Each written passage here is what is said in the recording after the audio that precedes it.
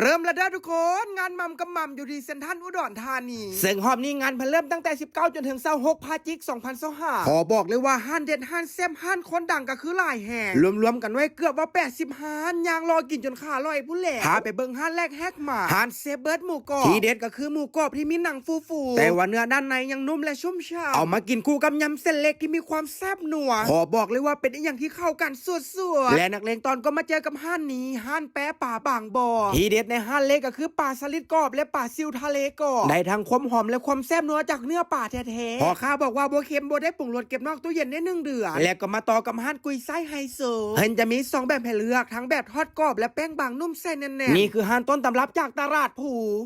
อีกหนึ่งห้านเด็ดที่พลาดบ่ได้นั่นก็คือห้านโซกอำนวยซูชิห้านนี้มีให้เลือกหลายหน้าแห่งซูชิเพียงแต่คำละ10 บาทซื้อ10กระแถม1สำหรับใครที่มาฮอดงานแล้วบ่ไว้ห้านนี้บอกเลยว่าพาเพิ่นจะขายเป็นประเภทบัวลอยไข่หวานกินนี่หอมรสชาติหวานมันกำลังดีและที่สำคัญห้านนี้เพิ่นมีท็อปปิ้งให้เลือกหลายอย่างแห่งนอกจากบัวลอยแล้วทางห้านก็ยังมีขนมโคกและกระทองม้วนสวนมาเยือนกินหน้าห้านตอนเพิ่นเฮ็ดใหม่ๆฮ้อนๆนะโคตรฟินจุดพิการแม่นห้านขนมโคกเศรษฐีใครที่มาแล้วจะได้ขนมแซ่บๆของกินของฝากติดไม้ติดมือขอแนะนำเลยว่าห้านนี้ก็บ่ธรรมดาคือกันโดยเฉพาะมีกรอบน้ำปลาหวานแซ่บ